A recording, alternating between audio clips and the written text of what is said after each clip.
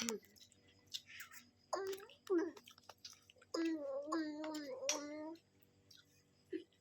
ับที่ไหนมานี่ได้กินข้าว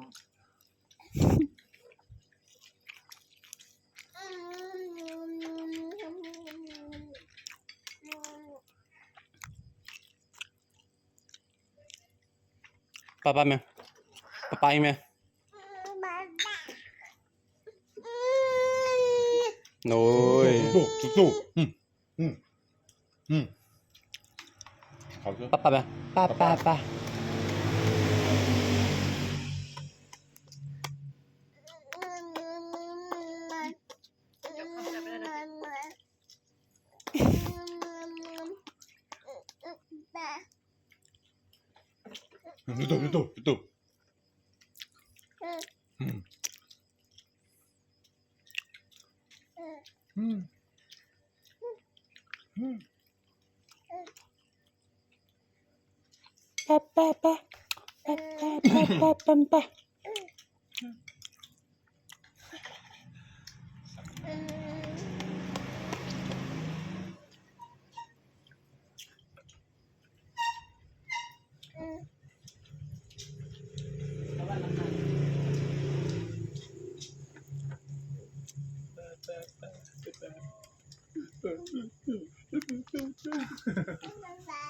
เอาดิมดูเดี๋ยวไปละ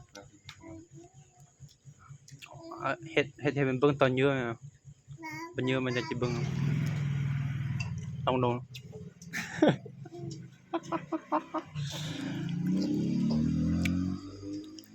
อย่าอมมือป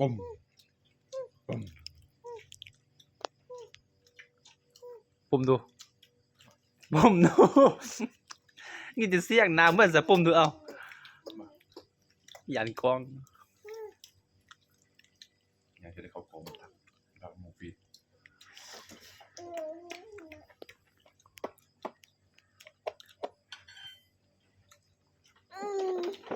มันล้างแล้วเริ่มมีการล้าง ยางโกงเนี่ยโตให้ยางโกง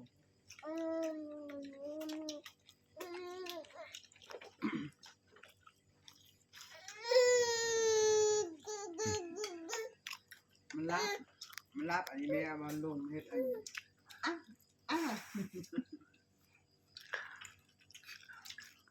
คือเป็นมันจะมีตัว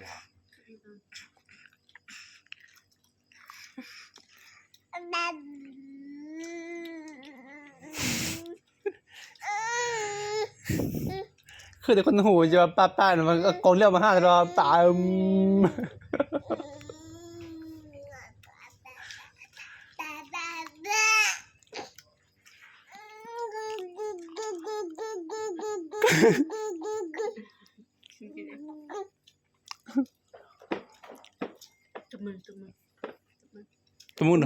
ตุ้มมือพองดูจะไปกวนมันนะให้กวนเป็นน้ำมัน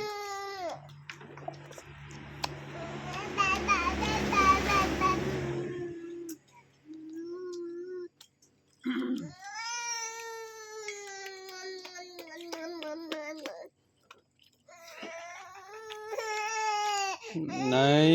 จะเขาอุ้มไงนั่น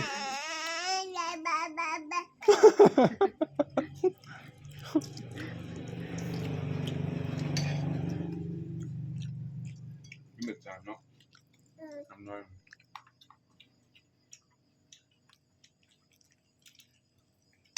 เดี๋ยวไปทักเข้าหรือกินเขาเนี่ยไปจับกองนั่น เอาอีกวันนี้เบียร์เขากอง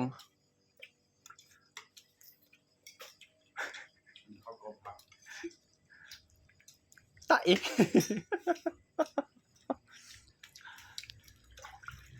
เด้อเป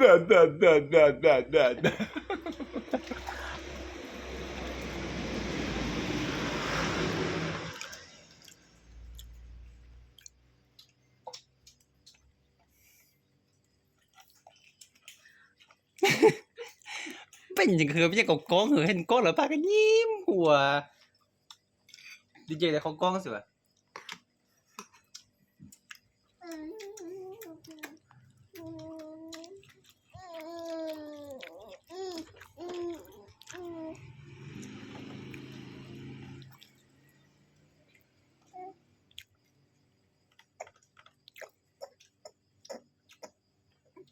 อัน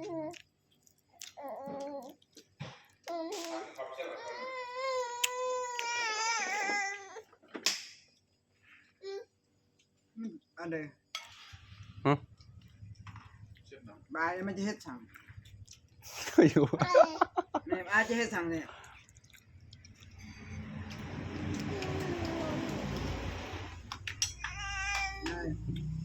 ได้ ไอ้ปูนโอมเนี่ย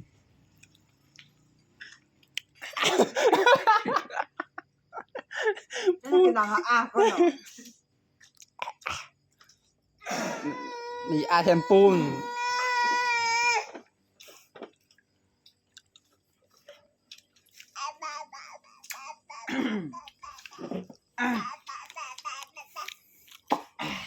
บีบมึงดูได้บ่ ำเดี๋ยวนะปลาฝักไปเดียวจะแจ้งก่อนนี่ตัวนี่ตัวนี่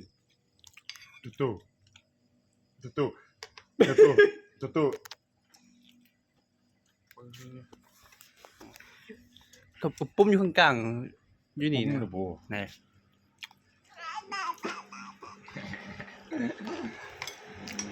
คำหมดจะพูดเนาะ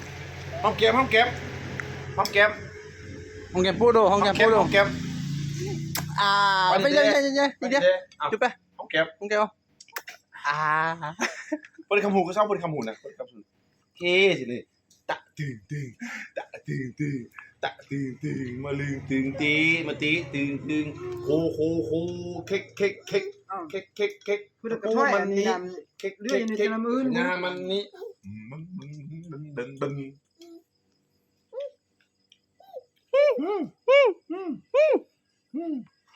บูบีบูบูบีบีบูบีบีบีบีบีบูบาบีบูบูบีบี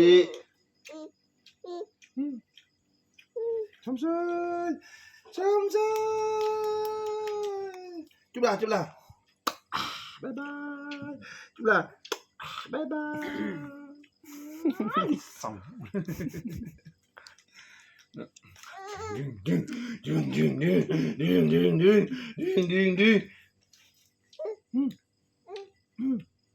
พูดเลย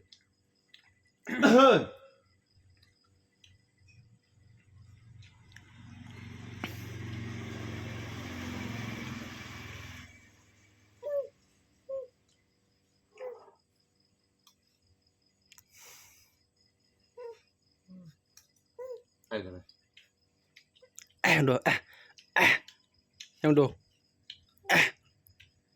อันนั้นมันกินแม่เผ็ดจังเลย เอานี่ไปกินนี่เลย ถ้าว่ายังไม่กินเนี่ย มัมกิงมัมป้ามัมกิงมัมป้า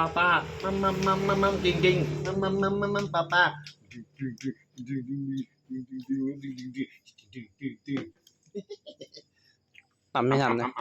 มัม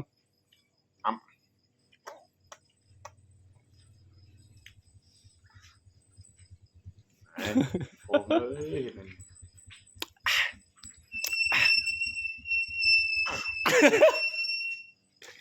ปากมันต้นเจอ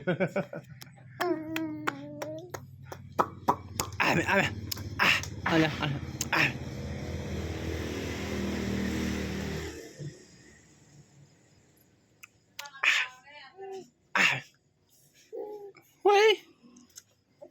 มาเกาหมดมีแต่ราคา มิดเด้